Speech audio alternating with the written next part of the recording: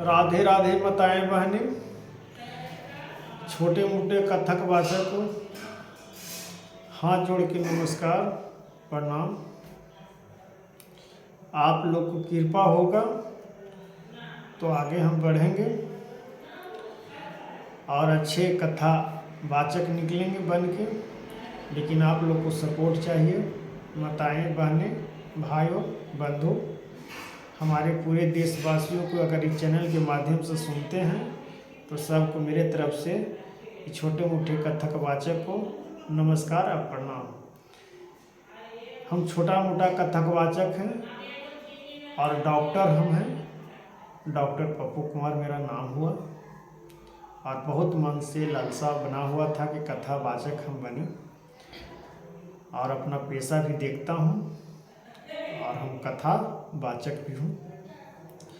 लेकिन मेरा कहने से कथा वाचक नहीं हूँ। जब आप लोग सपोर्ट नहीं करिएगा, आप लोग नहीं इसका मान सम्मान दीजिएगा तो हम कथा वाचक कभी नहीं बन सकते हैं। इसलिए कथा वाचक को सुनिए और श्रीमद् भागवत कथा का ही कथा कहते हैं और उन्हीं का अध्याय से हम लोगों को ज्ञान की बात और प्रेरणा और सिखाते हैं। तो इस कथा में महत्व रूप से है कि जितने हमारी माताएं बहनें पूजा पाठ करते हैं तो कहा गया है पूजा करने का भी एक अर्थ होती है। पूजा एक महान आकांक्षा के रूप में देखा जाए, ज्ञान के रूप में देखा जाए, भक्ति के रूप में देखा जाए और महान सम्मान के रूप में देखा जाए। तो इसमें कहा गया है एक दोहा के रूप में जो संस्कृत में है, वो हम 2-3 लाइन का है, वो भी हम आपको बता दे रहे हैं। श्री कृष्ण भगवान कहते हैं, माधव दृष्टि मन करे भाई, दृष्टि कोन रूपधारी, रूप हरे मन भावी। इस अर्थ से निकलता है किस रूप में मनुष्य को तन मिलता है उस रूप को समझिए और तन को कैसे पीड़ित मिलता है उससे भी समझिए। तो मन को सबसे पहले हम अपना निर्मल बनाएंगे। जैसे गंगा जी का जल में स्नान हम लोग करते हैं उस समय हम लोग को मन शांत हो जाता है। लेकिन फिर भी देखते हैं कि गंगा जी का जल गंदा हो या जो हो, उसमें नली लोग बढ़ाते हैं, फिर के गंगा मैया में वो पानी मिल जाती है तो शुद्ध हो जाती है।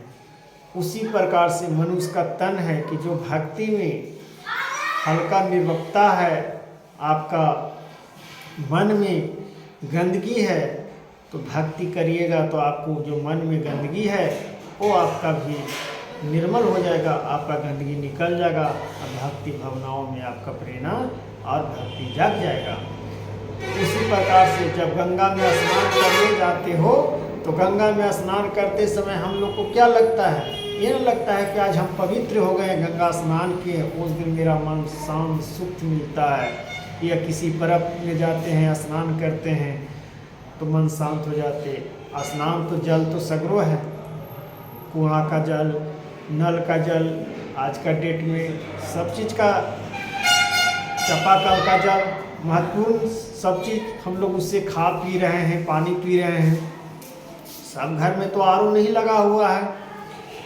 तो उसी महान आकांक्षा से समझिए कि एक प्रेरणा होती है, महानता क्या होती है, महानता में क्या परिवर्तन होते हैं, महानता आकांक्षा से क्या मिलती है, महान समान क्या होती है, उत्पन्न क्या होती है, वैध व्याधार क्या होती है, दुश्मनी क्या होती है, ईर्ष्या क्या होती है। तो मन को चंचल करने के लिए जब गंगा स्नान करते हैं तो उसी प्रकार से हमारा जब भक्ति में डूबते हैं तो भक्ति भावनाओं से हमको ज्ञान प्राप्त होती है और मन को शांत मिलता है।